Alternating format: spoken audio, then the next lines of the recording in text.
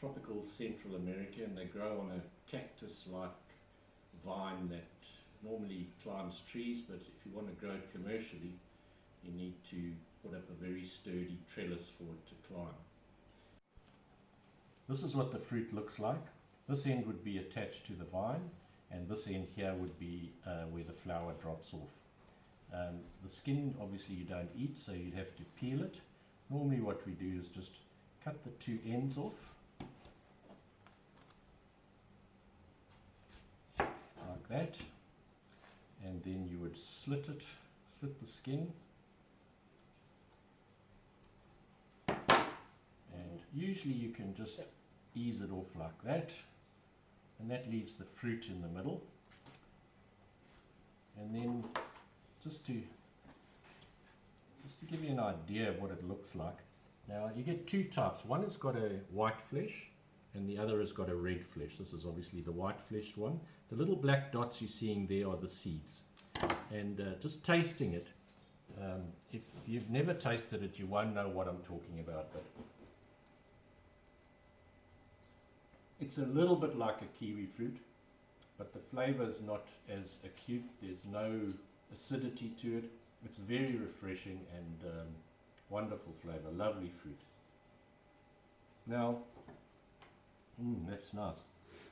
Now, what I do normally to plant the seeds, I love using a butter knife. It just seems to have all the right angles on it. So I'll cut a thin piece of seed like that, fruit, mush it up.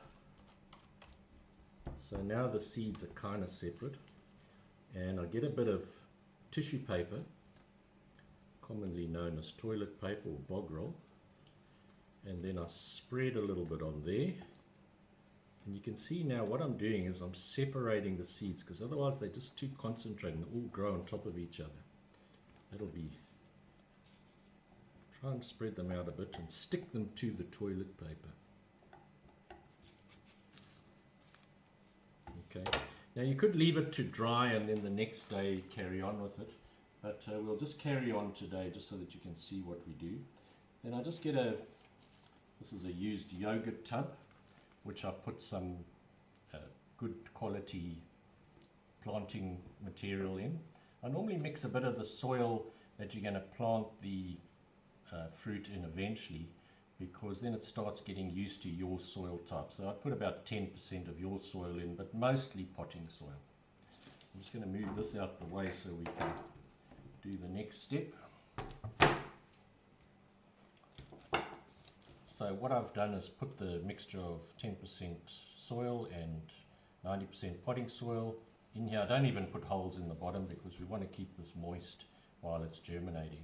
And then I've cut the tissue to the shape of this container, and then you just drop it on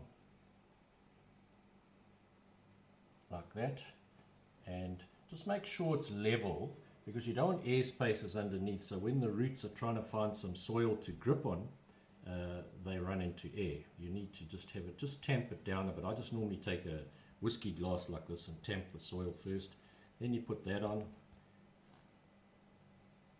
get it nice and tight, and then you can leave it to dry first, but I would just put some water on there and get it going straight away, and then take this tub and put it in a nice warm place which gets a bit of sun during the day, and you can keep it warm that way quite easily. But just be sure you just put a few drops of water on it every day, because if it dries out, then the little seedlings are very vulnerable and they'll die.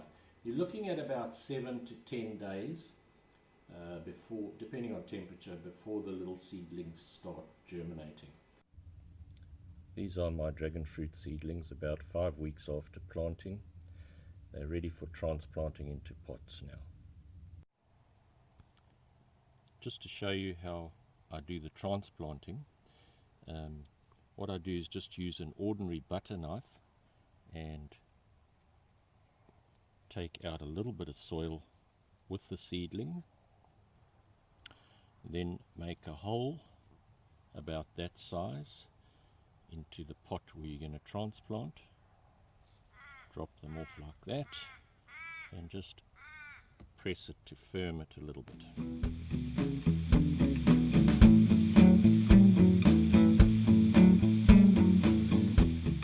Here is a dragon fruit seedling about 2 weeks after transplanting into a little pot, and probably about 6 weeks after planting the seed. Thanks for watching, and if you found this useful, please like and share it and subscribe to our YouTube channel.